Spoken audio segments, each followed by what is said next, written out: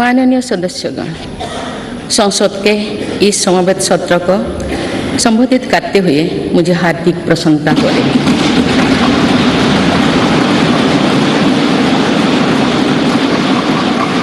कुछ ही महीने पहले देश ने अपनी आज़ादी के 75 वर्ष पूरी करके आज़ादी के अमृत काल में प्रवेश किया है। आज़ादी के इस अमृत काल में हजारों वर्षों के गौरवशाली अतीत का गौरव जुड़ा है। भारतीय स्वतंत्रता संग्राम की प्रेरणाएं जुड़ी है और भारत के स्वर्णिम भविष्य के संकल्प जुड़ी है। अमृतकाल के ये 25 वर्ष का कालखंड स्वतंत्रता की स्वर्णिम शताब्दी का और विकसित भारत के निर्माण का कालखंड है। ये 25 वर्ष हम सब के लिए और देश के प्रत्येक नागरिक के लिए कर्तव्य की पराकाष्ठा करके दिखाने के, ये हमारे सामने युग निर्माण का अवसर है और हमें इस अवसर के लिए 100% सामर्थ्य के साथ हर क्षण कार्य करना है। हमें 2047 तक ऐसे राष्ट्र का निर्माण करना है जो अतीत के गौरव से जुड़ा हो और जिसमें आधुनिकता का हर स्वर्णिम अध्याय हो। हमें ऐसा भारत बनाना है जो आत्मनिर्भर हो,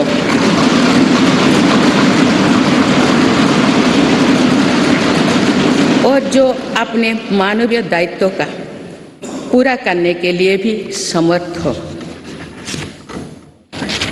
ऐसा भारत हो जिसमें गरीबी ना हो, जिसका मध्यम वर्ग भी वैभव से युक्त हो। ऐसा भारत हो जिसकी युवा शक्ति और नारी शक्ति समाज और राष्ट्र को दिशा देने के लिए सबसे आगे खड़े हो, जिसके युवा समय से 2 कदम आगे चलते हो। ऐसा भारत जिसकी विविधता और अधिक उज्जवल हो, जिसकी एकता और अधिक अटल हो।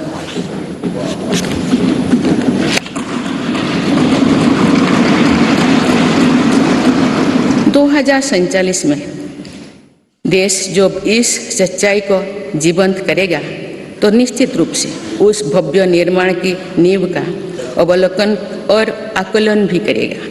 तो आज़ादी के अमृतकाल की इस प्रथम बेला को एक अलग आस्था के साथ देखा जाएगा।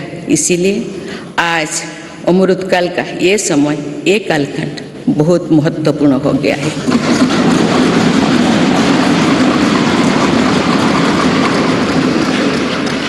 माननीय सदस्यगण, मेरी सरकार को देश के लोगों ने जो पहली बार सेवा का अवसर दिया तो सबका साथ सबका विकास के मंत्र से हमने शुरुआत की थी। समय के साथ इसमें सबका विकास, सबका विश्वास और सबका प्रयास भी जुड़ा गया।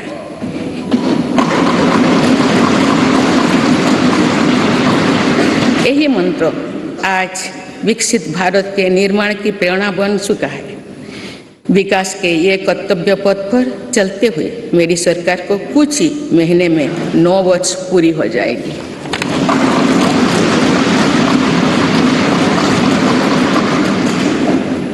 मेरी सरकार के लगभग 9 वर्षों में भारत के लोगों ने अनेक सकारात्मक परिवर्तन पहली बार देखे हैं। सबसे बड़ा परिवर्तन ये हुआ है कि आज हर भारतीय का आत्मविश्वास शीर्ष पर है और दुनिया का भारत को देखने का नजरिया बदला है।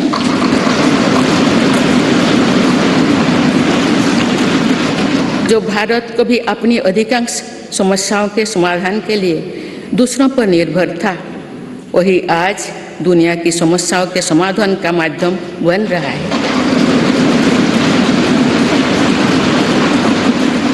जिन मूल सुविधाओं के लिए देश की एक बड़ी आबादी ने दोषों को तक इंतजार किया, वे इन वर्षों में उसे मिली है।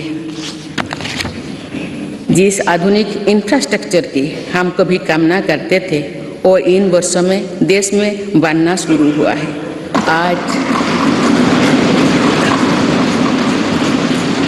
आज भारत में ऐसा डिजिटल नेटवर्क तैयार हुआ है जिससे विकसित दिशा में देशों में प्रेरणा ले रही है।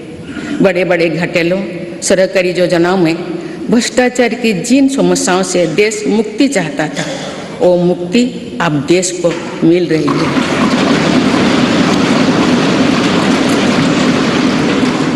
पॉलिसी पैरालिसिस के चर्चा से बाहर आकर आज देश की पहचान तेज विकास और दूरगामी दृष्टि से के लिए गए फैसलों के लिए भी जाने जाते हैं। इसलिए हम दुनिया की 10वें नंबर की अर्थव्यवस्था से 5वें नंबर पर पहुंचे।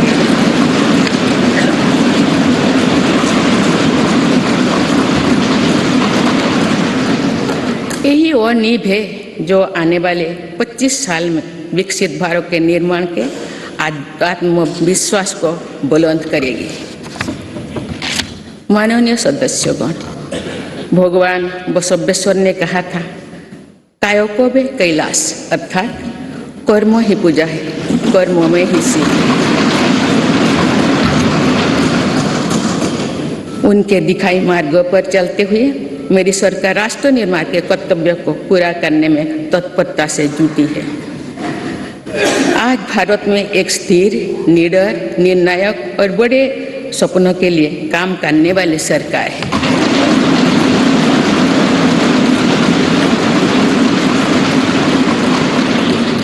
आज भारत में ईमानदार का सम्मान करने वाली सरकार है। आज भारत में गरीबी को स्थायी समाधान और उनके स्थायी सशक्तिकरण के लिए काम करने वाली सरकार है। आज भारत में अभूतपूर्व स्पीड और स्केल पर काम करने वाली सरकार है। आज भारत में इनोवेशन और टेक्नोलॉजी के माध्यम से जन कल्याण को सर्वोपरि रखने वाली सरकार है।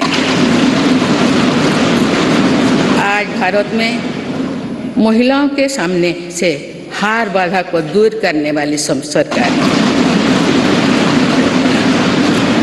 आज भारत में प्रगति के साथ ही प्रकृति का भी संरक्षण करने वाली सरकार है।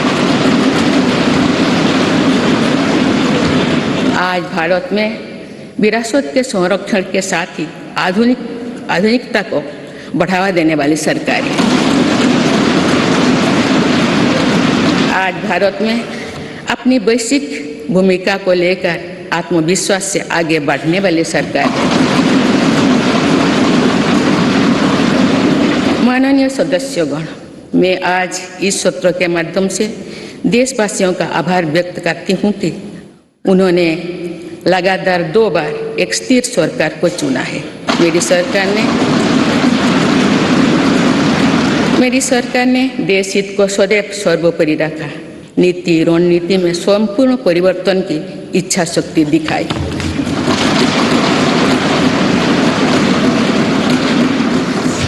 सर्जिकल स्ट्राइक से लेकर आतंकवाद पर कठोर प्रहार तक, LOC से लेकर LAC तक, हर दुस्साहस के कड़े जवाब तक आर्टिकल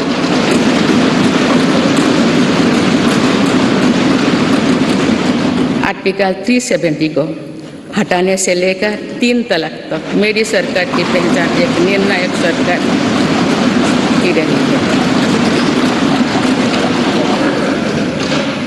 स्थिर और निर्णायक सरकार होने का लाभ हमें 100 साल की सबसे बड़ी आपदा और उसके बाद बनी परिस्थितियों से निपटने में मिल रहा है। दुनिया में जहाँ भी राजनीतिक अस्थिरता है, वह देश आज भीषण संकट से घिरे हैं। लेकिन मेरे सरकार ने राष्ट्रहित में जो भी निर्णय किए, उससे साथ भारत का बाकी दुनिया से बहुत बेहतर स्थिति में।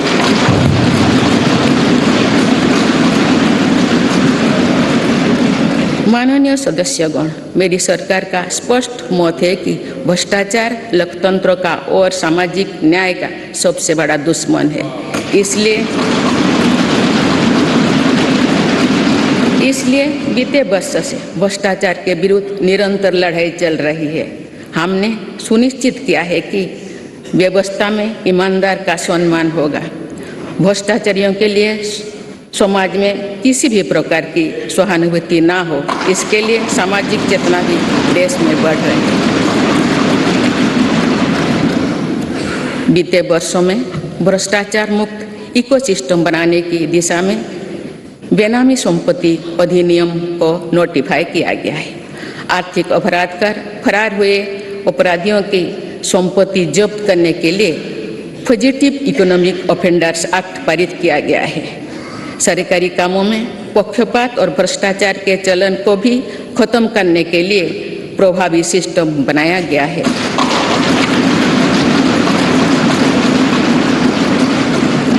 आज सरकारी कामों में टेंडर और खरीद के लिए गवर्नमेंट ई मार्केट प्लेस जैसे व्यवस्था है, जिसमें अब तो 3 लाख करोड़ रुपये से अधिक का ट्रांजैक्शन हुआ है।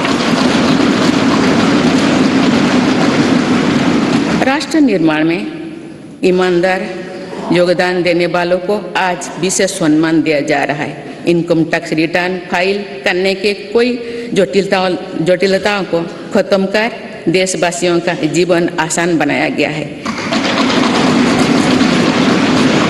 फेसलेस जांच को बढ़ावा देने की वजह से व्यवस्था में पारदर्शिता आई है और उसे जवाबदेह भी बनाया गया है।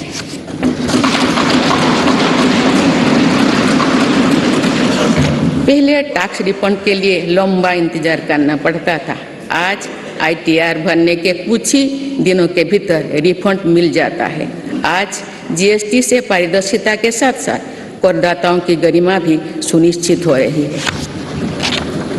जनधन, आधार, मोबाइल से कुछ फर्ज लाभार्थियों को हटाने से लेकर one nation one ration card तक एक बहुत बड़ा स्थायी सुधार हमने किया।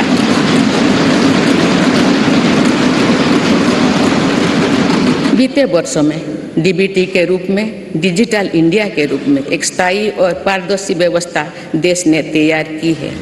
आज 300 से ज़्यादा योजनाओं का पैसा सीधे लाभार्थियों के बैंक खाते तक पहुंच रहा है।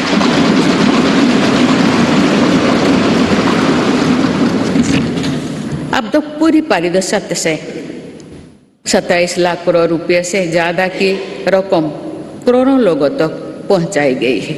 वर्ल्ड बैंक की रिपोर्ट करती है कि ऐसा योजना और ऐसी व्यवस्थाओं के कारण ही कोरोना काल में भारत करोड़ों लोगों को गरीबी रेखा से नीचे जाने से बचा पाया है।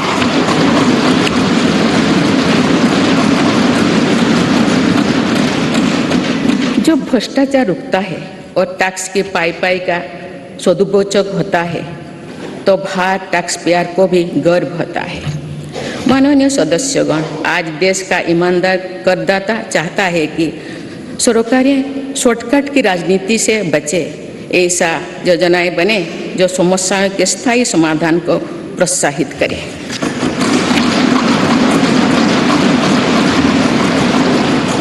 जिनसे सामान्य जीवन का सशक्तिकरण हो।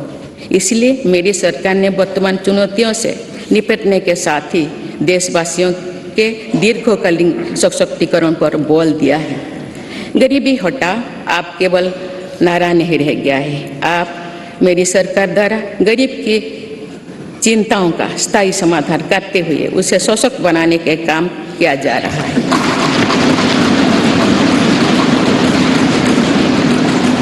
जैसे गरीबी का एक बहुत बड़ा कारण बीमारी होती है। गंभीर बीमारी से गरीब परिवार का हौसला पूरी तरह से टूट जाता है, पीढ़ियां कर्ज से डूबे जाती है। गरीब को इस चिंता से मुक्त करने के लिए राष्ट्रवासी व्यापी आयुष्मान भारत योजना शुरू की गई है। इसके तहत 50 करोड़ से अधिक देशवासियों के लिए मुफ्त इलाज की सुविधा दी गई। आयुष्मान भारत योजना ने देश के करोड़ों गरीबों को और गरीब होने से बचाया है। अनेक गरीब उनके 80,000 करोड़ रुपया खर्च होने से बचाए हैं। आज देश भर में करीब 9,000 जन औषधि केंद्र में बहुत कम कीमत में दवाई उपलब्ध कराई जा रही है। इससे बीते वर्षों में गरीबी के करीब 20,000 करोड़ रुपया बचे हैं। यानी सिर्फ आयुष्मान भारत और जन औषधि परियोजना से ही देशवासियों को 1 लाख करोड़ रुपया की मदद हुई।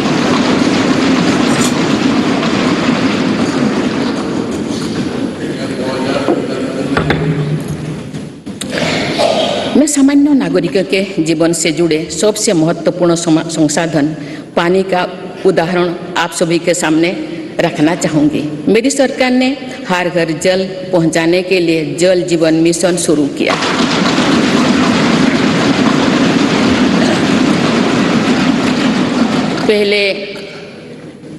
उसके पहले तक 7 दशकों में देश में करीब 3.25 करोड़ घरों तक ही पानी का कनेक्शन पहुंचा था, लेकिन जल जीवन मिशन के तहत इन 3 वर्षों में से करीब 11 करोड़ परिवार पाइप वाटर सप्लाई से जुड़ चुके। इसका सबसे ज़्यादा लाभ गरीब परिवार को ही मिल रहा है। उसकी चिंता का स्थायी समाधान हो रहा है। बीते वर्षों में सरकार ने 3.5 करोड़ से अधिक गरीब परिवारों को पक्का घर बनाकर दिया है। जब घर मिलता है तो नया आत्मविश्वास आता है। इससे उस परिवार का वर्तमान तो सुधरता ही है, उस घर में जो संतान बड़े होते हैं उसके आत्मविश्वास में भी वृद्धि होती है। सरकार ने टॉयलेट, बिजली, पानी, गैस ऐसे हर मूल सुविधा की चिंता से गरीब को मुक्त करने का प्रयास किया है। इससे देश की जनता को भी ये विश्वास हुआ है कि सरकार योजना और सरकारी लाभ वास्तव में जमीन पर पहुंचा है और भारत जैसे विशाल देश में भी 100% कवरेज यानी सैचुरेशन संभव है। हमारी ग्रंथों में लिखा है, अयं निज परो व्यक्ति गणना लघुचेतसम, यानी ये अपना है, ये पराया है। ऐसी सोच सही नहीं होती। मेरी सरकार ने बिना किसी भेदभाव के हर वर्ग के लिए काम किया है। बीते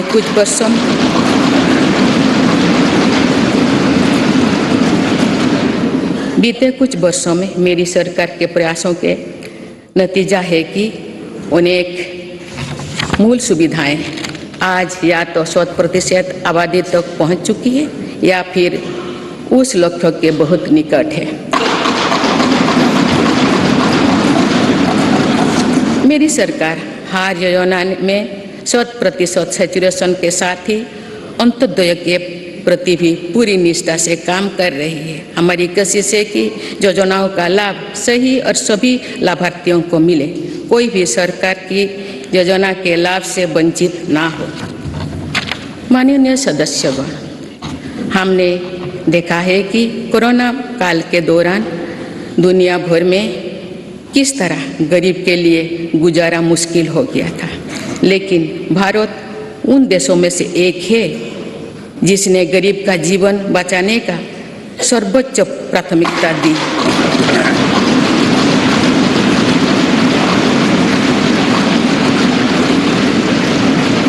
और कोशिश की कि देश में कोई गरीब भूखा नहीं सोए।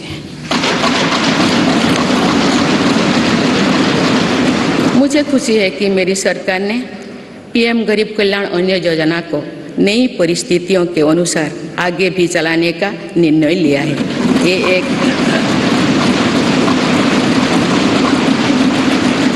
ये एक संवेदनशील और गरीब हितैषी सरकार की पहचान है। पीएम गरीब कल्याण अन्न योजना के तहत सरकार गरीबों को मुफ्त अनाज के लिए लगभग 3.5 लाख करोड़ रुपया खर्च कर चुकी है।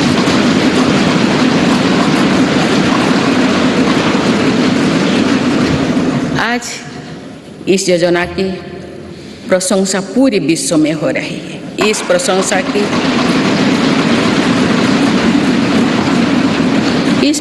की ये वजह ये भी है कि टेक्नोलॉजी की मदद से बनी पारदर्शी व्यवस्था में आज पूरा का पूरा हर लाभार्थी तक पहुंच रहा है।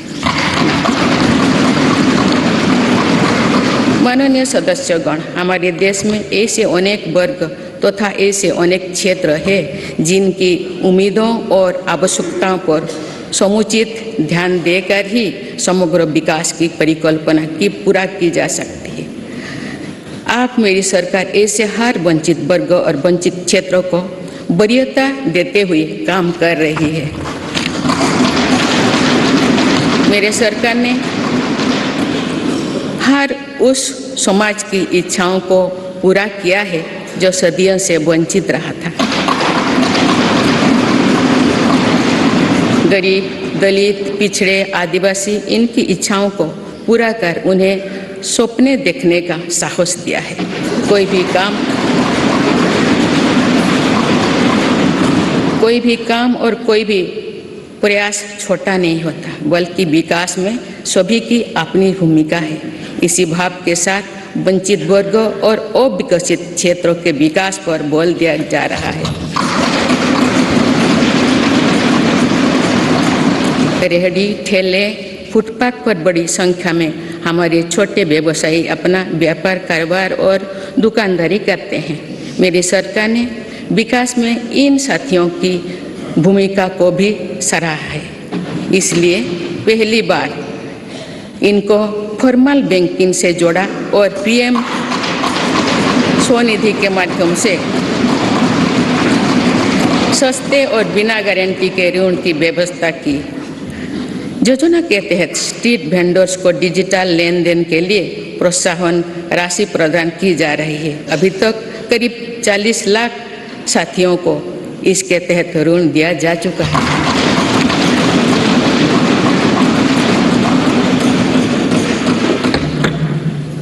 मेरी सरकार की प्राथमिकता में देश के 11 करोड़ छोटे किसान भी है।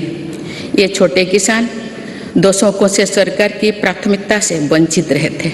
आप इन्हें सशक्त और समृद्ध करने के लिए हर तरह की कोशिश की जा रही है।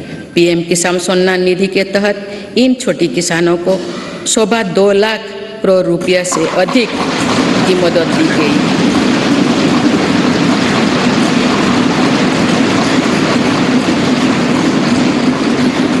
खास बात यह है कि इन लाभार्थियों में लगभग 3 करोड़ लाभार्थी महिलाएं हैं।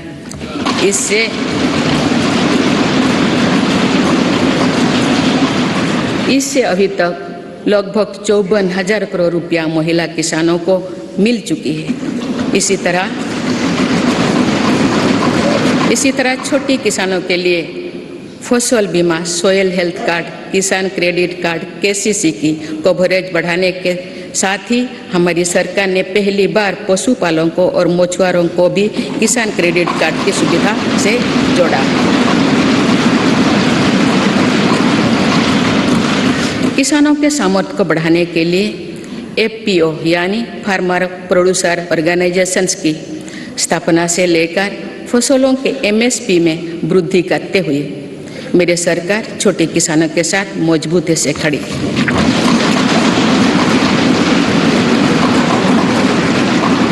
माननीय सदस्यगण, मेरी सरकार ने अनुसूचित जाति, जनजाति और अन्य पिछड़ा वर्ग की आकांक्षा को जगाया है। ये वही वर्ग है जो विकास के लाभ से सबसे अधिक वंचित था। अब जब मूल सुविधाएं इस वर्ग तक पहुंच रही है तो ये लोग नए सपने देखने में सक्षम हो पा रहे हैं।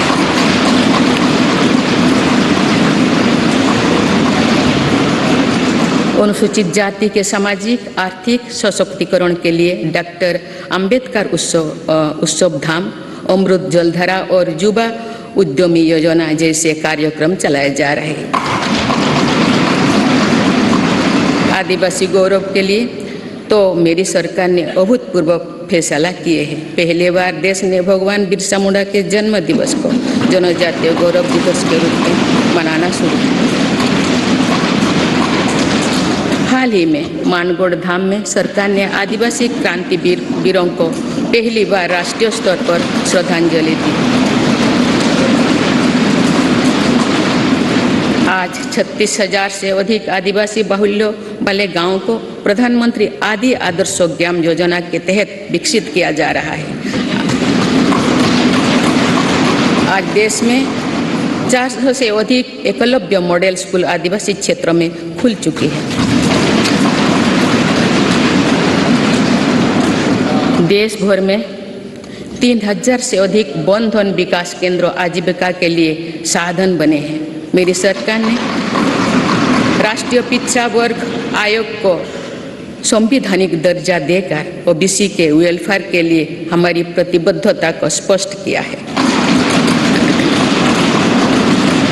बंजारा, घुमंतु और अर्ध-घुमंतु समुदाय के लिए भी पहली बार वेलफेयर एंड डेवलपमेंट बोर्ड का गठन किया गया है। माननीय सदस्यगण, देश में 100 से अधिक जिले ऐसे थे जो विकास के अनेक पैमानों से पीछे रह गए थे। सरकार ने इन जिलों को आकांक्षी जिले एस्पिरेशनल डिस्ट्रिक्ट घोषित कर इनके विकास पर ध्यान दिया। आज ये जिले देश के दूसरे जिले से बराबरी की ओर बढ़ रही है।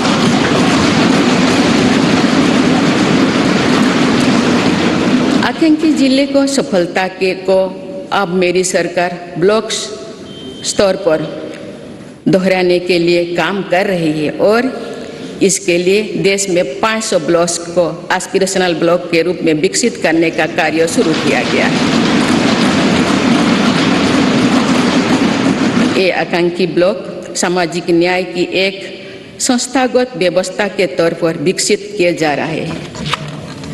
देश के जनजातीय क्षेत्रों, पहाड़ी क्षेत्रों, समुद्री क्षेत्रों और समावेशी क्षेत्रों को भी बीते दशकों में विकास का सीमित लाभ ही मिल पाया था। नॉर्थ ईस्ट और जम्मू कश्मीर में भी दुर्गम परिस्थितियों के साथ साथ अशांति और आतंकवाद भी विकास के सामने बहुत बड़ी चुनौती थी। मेरी सरकार ने स्थायी शांति के लिए भी अनेक सफल कदम उठाए हैं और भौगोलिक चुनौतियों को भी चुनौती दी है। इसी के परिणाम है कि नॉर्थ ईस्ट और हमारे सीमावर्ती क्षेत्र विकास की एक नई नीति का निर्गति का अनुभव कर रहे हैं। सीमावर्ती गांव तक बेहतर सुविधाएं पहुंचाने के लिए मेरी सरकार ने वाइब्रेंट विलेजेस प्रोग्राम पर काम शुरू किया। राष्ट्रीय सुरक्षा की दृष्टि से भी सीमावर्ती क्षेत्रों में अभूतपूर्व इंफ्रास्ट्रक्चर बीते सालों में तैयार किया गया है। इससे भी इन क्षेत्रों में विकास की गति मिल रही है। पिछले कुछ दशकों से राष्ट्रीय सुरक्षा के लिए बहुत बड़ा खतरा बन चुकी वामपंथी हिस्सा भी अब कुछ जिलों तक ही सीमित रह गए हैं।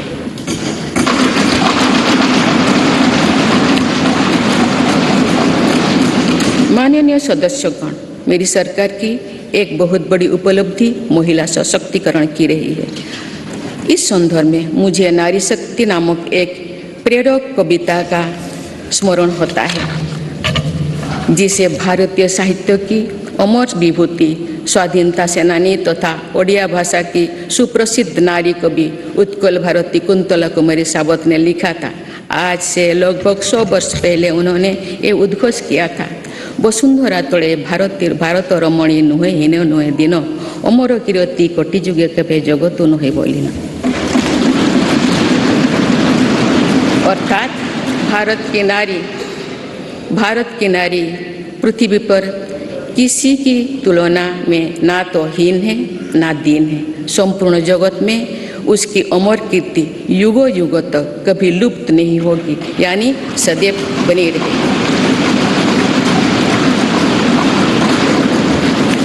मुझे ये देखकर गर्व होता है कि आज की हमारी बहनें और बेटियां उत्कल भारती के सपनों के अनुरूप विश्व स्तर पर अपनी कीर्ति पताका लहरा रहे हैं।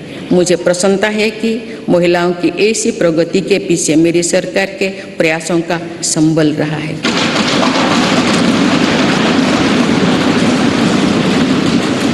मेरी सरकार द्वारा जितने भी कल्याणकारी योजनाएं शुरू की गई है, उनके केंद्रों में महिलाओं का जीवन आसान बनाना, महिलाओं को रोजगार स्वरोजगार के नए अवसर देना और महिला सशक्तिकरण रहा है। महिला उत्थान में जहां पुराना धारणाओं और पुरानी मान्यताओं को तोड़ना भी पड़ा, उससे भी सरकार पीछे नहीं हटी है।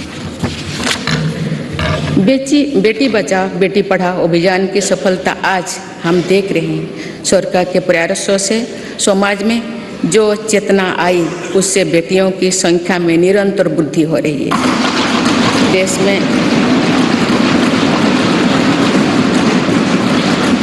देश में पहली बार पुरुषों की तुलना में महिलाओं की संख्या अधिक हुई है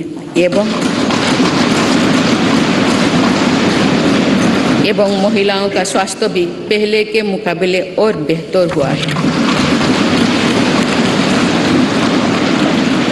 प्रधानमंत्री सुरक्षित मातृत्व अभियान हो या फिर प्रधानमंत्री मातृ वंदना योजना, इनमें माँ और बच्चे दोनों की जीवन को बचाने में हम सफल रहे हैं। आयुष्मान भारत योजना की भी लगभग 50% लाभार्थी महिलाओं ही है। माननीय सदस्यगण, मेरी सरकार बेटियों की पढ़ाई से लेकर उनके करियर तक हर बाधा को दूर करने का प्रयास कर रही है। देश के सरकारी स्कूलों में बेटियों के लिए अलग टॉयलेट का निर्माण हो या फिर सैनिटरी पैड से जुड़ी योजना, इससे बेटियों के ड्रॉप आउट रेट भी बहुत कम आई। स्वच्छ भारत अभियान से महिलाओं की गरिमा तो बढ़ी ही है, इससे एक सुरक्षित माहौल भी उन्हें मिला है।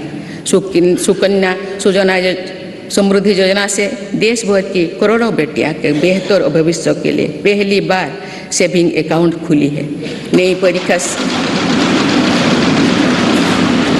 नई राष्ट्रीय शिक्षा नीति में भी बेटियां की शिक्षा के लिए अनेक महत्वपूर्ण कदम उठाई गई है।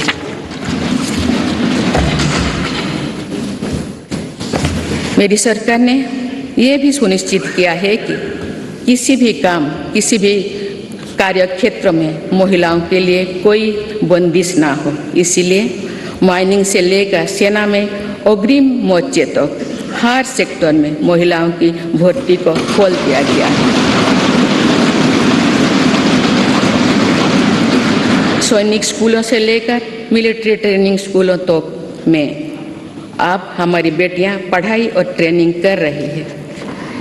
ये मेरी सरकार ही है जिसने मातृत्व अवकाश को 12 सप्ताह से बढ़ाकर 26 सप्ताह किया है।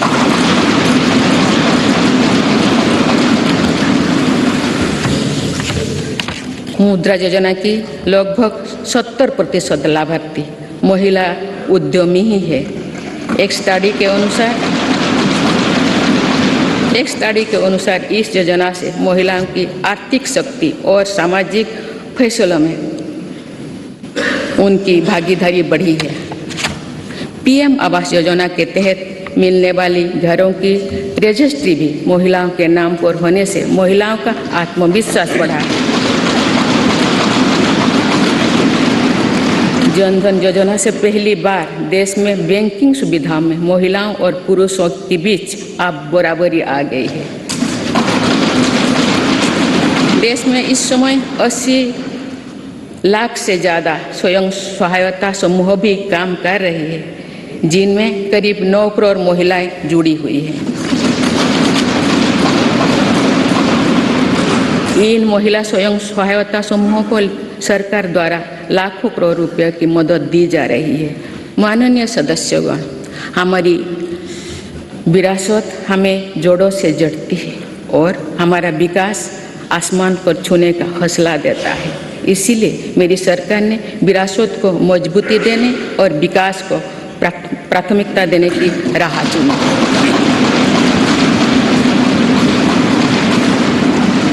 आज एक तरफ देश में अयोध्या धाम का निर्माण हो रहा है, तो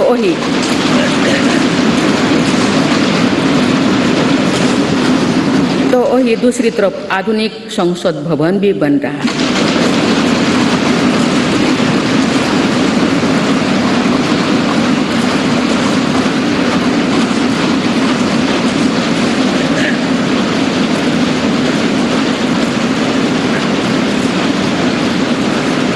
तरफ हमने केदारनाथ धाम, काशी विश्वनाथ धाम और महाकाल महालोक का निर्माण किया, तो वही हर जिलों में हमारी सरकार मेडिकल कॉलेज भी बनवा रही है।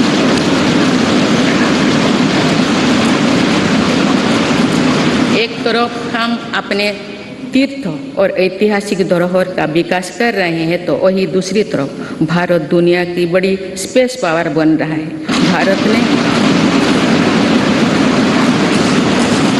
भारत ने पहला प्राइवेट सैटेलाइट भी लॉन्च किया है।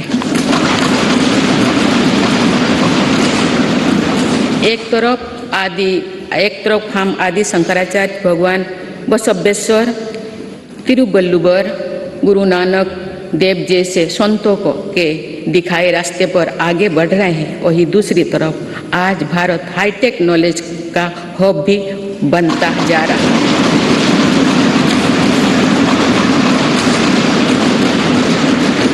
एक तरफ हम काशी तमिल संगमों के जरिए एक भारत श्रेष्ठ भारत की भावना को मजबूत कर रहे हैं, तो वही one nation one ration card जैसे आधुनिक व्यवस्था भी बन रही है। डिजिटल इंडिया और 5G टेक्नोलॉजी में भारत के सामर्थ्य का लोहा आज पूरी दुनिया में मान्य है। आज भारत जहां योग और आयुर्वेद जैसी अपनी पुरातन विधाओं को पूरी दुनिया तक पहुंचा रहा है, वही दूसरी तरफ फार्मेसी ऑफ वर्ल्ड की नई पहचान भी सशक्त कर रही है।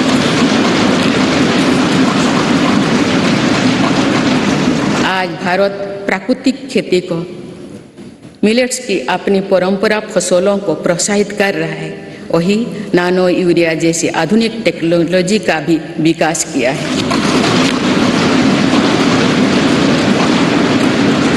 खेती के लिए एक तरफ जहां ग्रामीण इंफ्रास्ट्रक्चर को हम बेहतर बना रहे हैं, वही दूसरी तरफ ड्रोन टेक्नोलॉजी से, सोलर पावर से किसान को ताकत दे रहे हैं।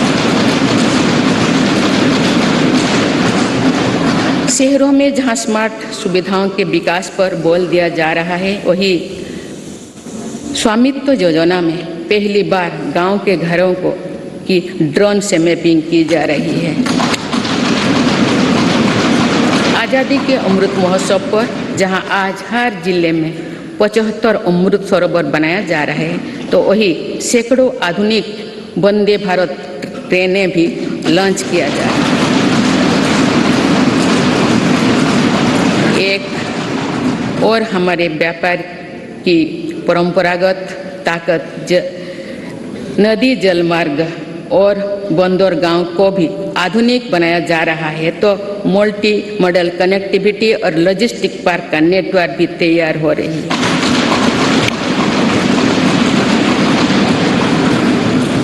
माननीय सदस्यगण, आज़ादी के अमृतकाल में देश पंच प्राणी की प्रेरणा से आगे बढ़ रहा है। गुलामी के हर निशान, हर मानसिकता से मुक्ति दिलाने के लिए भी मेरी सरकार निरंतर प्रयासरत है।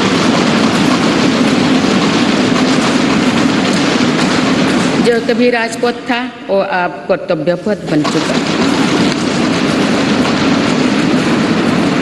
आज कर्तव्य पथ पर नेताजी सुभाष चंद्र बोस की प्रतिमा हर भारतीय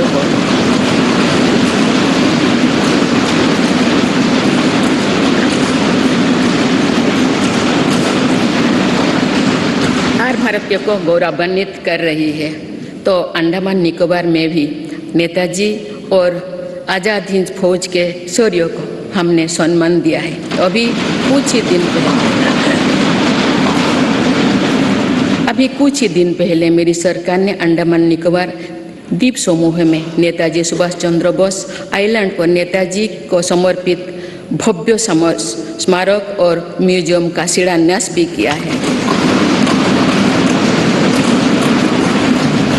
भारतीय सेना के परमवीर चक्र विजेताओं के नाम पर अंडमान निकोबार के 21 द्वीपों का नामकरण भी किया।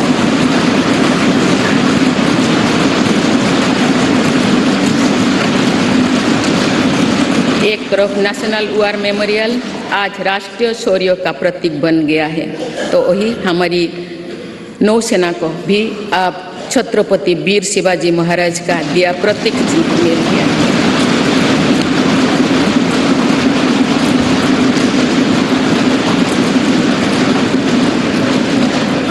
एक तरफ जहां भगवान बिरसा मुंडा सहित तमाम आदिवासी स्वतंत्रता सेनानियों से जुड़े संग्रहालय बन रहे हैं, डॉक्टर बाबा साहेब आम्बेडकर के पंचतीर्थ बनाया गया है, वही दूसरी तरफ हर प्रधानमंत्री के योगदान को दर्शाने वाले प्रधानमंत्री संग्रहालय का निर्माण भी किया गया है।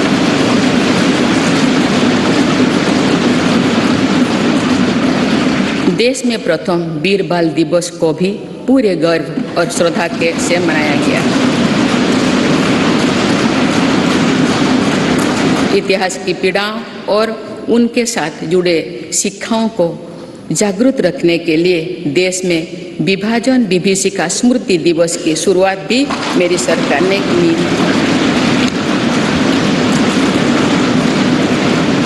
माननीय सदस्यगण, मेड इन इंडिया अभियान और आत्मनिर्भर भारत अभियान की सफलता का लाभ देश को मिलना शुरू हो चुका है। आज भारत में मैन्युफैक्चरिंग की अपनी कैपेसिटी भी बढ़ रही है और दुनिया भर से भी मैन्युफैक्चरिंग कंपनियां भारत आ रहे हैं।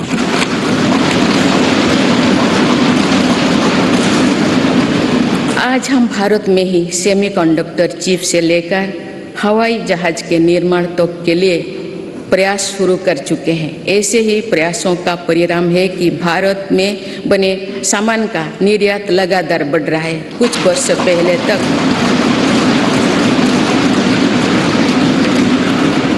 पहले तक हम बड़ी संख्या में मोबाइल फोन आयात करते थे। आज भारत दुनिया में मोबाइल फोन का एक बड़ा निर्यातन बन चुका है। देश में खिलौना के आयात में 70% कमी आई है, जबकि निर्यात 60% से भी ज़्यादा बढ़ गया। मेरी सरकार की नई पहल के परिणाम स्वरूप हमारे रक्षा निर्यात 6 गुना हो गया है। मुझे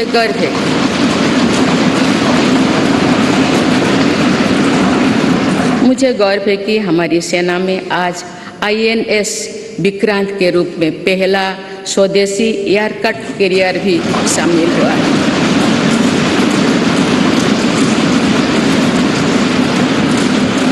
हम मैन्युफैक्चरिंग के नए सेक्टर में ही प्रवेश नहीं करे हैं, बल्कि खादी और ग्रामोद्योग जैसे अपनी पारंपरिक सेक्टर में भी प्रशंसनीय काम कर रहे हैं।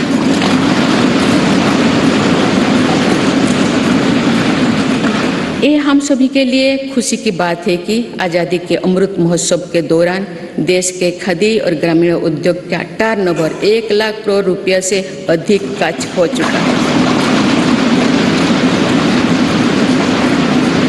मेरी सरकार के प्रयासों से खादी के बिक्री में 4 गुना बढ़ी है। माननीय सदस्यगण, मेरी सरकार ने इनोवेशन और एंटरप्रेन्योरशिप पर निरंतर अभूतपूर्व बल दिया है। इससे दुनिया की सबसे युवा आबादी वाले हमारे देश की ताकत का सदुपयोग हो रहा है। आज हमारे युवा अपने इनोवेशन की ताकत दुनिया को दिखा रहे हैं। 2015 से भारत ग्लोबल इनोवेशन इंडेक्स में 81 स्थान पर था। अब हम 40वें स्थान पर पहुंच गए।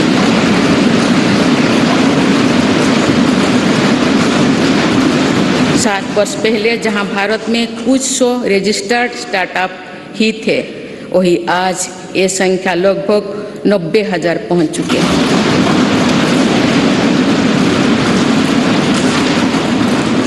आज के युग में हमारी सेनाओं का भी युवा शक्ति में समृद्ध होना, युद्ध शक्ति में निपुण होना, टेक्नोलॉजी की पावर से लेस रहना बहुत अहम है। इन सिद्धांतों को ध्यान में रखते हुए अग्निवीर योजना शुरू किए गए हैं।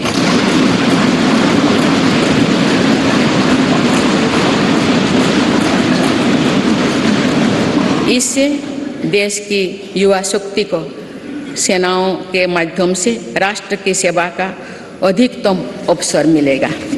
मेरी सरकार देश के युवाओं की शक्ति को खेलों के जरिए भी देश के सम्मान से जोड़ रही है। हमारे खिलाड़ियों ने कॉमनवेल्थ गेम्स से लेकर ओलंपिक और पैरा गेम्स से अभूतपूर्व प्रदर्शन कर ये साबित किया है कि उनकी प्रतिभा किसी से भी कम नहीं।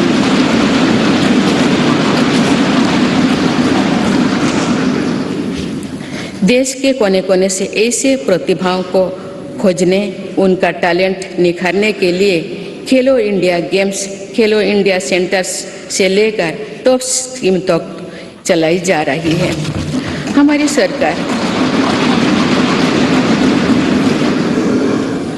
हमारी सरकार दिव्यांग कल्याण को लेकर भी पूरी तरह संवेदनशील है। देश में एक साइन लैंग्वेज और सुगम्य भारत अभियान ने दिव्यांग युवकों को बहुत मदद दी है। माननीय सदस्यगण, बीते दशकों में हमने भारत के इंफ्रास्ट्रक्चर के निर्माण में दो बड़ी चुनौतियां देखी है। एक, इंफ्रास्ट्रक्चर के बड़े प्रोजेक्ट समय पर पूरी नहीं हो पाते थे। दूसरा, अलग अलग विभाग, अलग अलग सरकारें अपनी अपनी सुविधा से काम करती थी। इससे सरकारी संसाधनों का दुरुपयोग भी होता था, समय भी अधिक लगता था और सामान्य जन को भी असुविधा होती थी। मेरी सरकार ने पीएम गति शक्ति नेशनल मास्टर प्लान बनाकर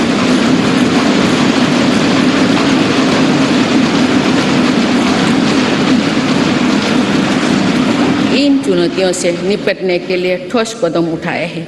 पीएम गति शक्ति नेशनल मास्टर प्लान को लेकर राज्यों और यूनियन टेरिटरीज ने भी उत्साह दिखाए हैं। इससे देश में मल्टी मॉडल कनेक्टिविटी का भी विस्तार होगा। मेरी सरकार भारत को विश्व का सबसे कॉम्पिटिटिव लॉजिस्टिक हब बनाने के लिए प्रयासरत है। इसके लिए पिछले वर्ष देश में नेशनल लॉजिस्टिक पॉलिसी लागू की गई है। इस पॉलिसी के लागू होने से लॉजिस्टिक कॉस्ट में काफ़ी कमी आई। मेरी सरकार देश के विकास के लिए जिस स्पीड और स्केल पर काम कर रही है वो अभूतपूर्व है, अतुलनीय है।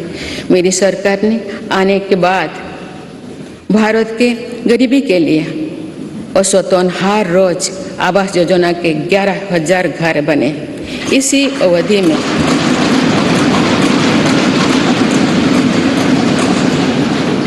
अवधि में भारत में हर रोज औसतन 2.5 लाख लोग ब्रॉडबैंड कनेक्शन से जुड़े।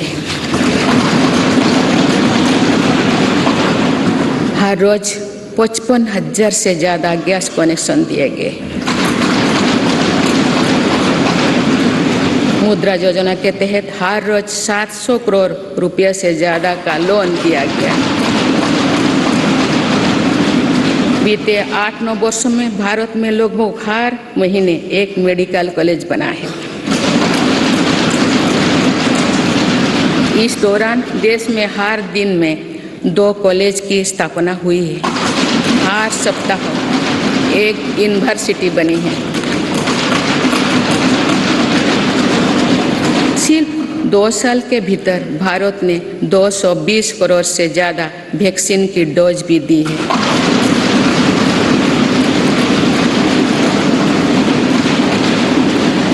सोशल इंफ्रास्ट्रक्चर की बात करें तो साल 2004 से 2014 के बीच देश में जहां 145 मेडिकल कॉलेज खुले थे, वही मेरी सरकार ने 2014 में 2022 तक 14 से 2022 तक 260 से अधिक मेडिकल कॉलेज खोले।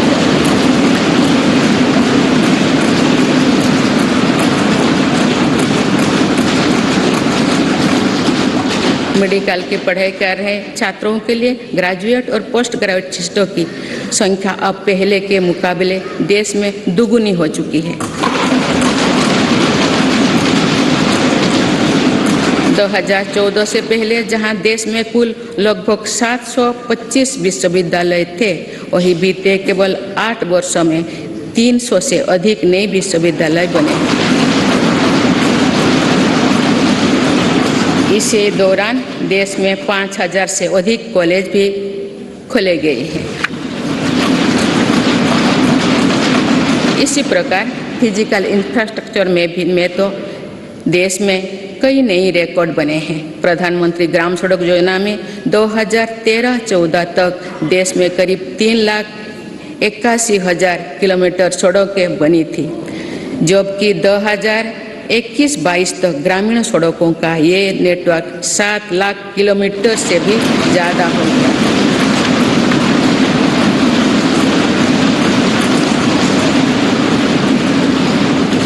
अब तक देश की 99% से अधिक बस्तियां सड़क मार्ग से जुड़ चुकी है।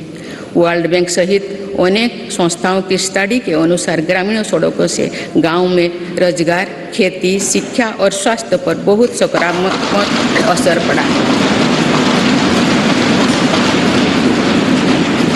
नेशनल हाईवे नेटवर्क में पिछले 8 वर्षों के दौरान 55% से ज़्यादा की बढ़ोतरी हुई है।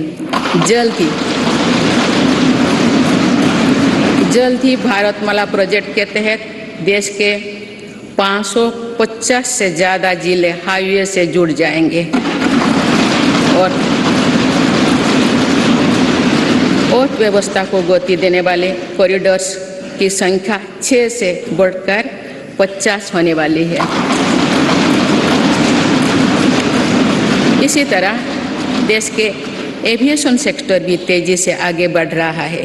साल 2014 तक जहां देश में एयरपोर्ट्स की संख्या 74 थी और अब बढ़कर 147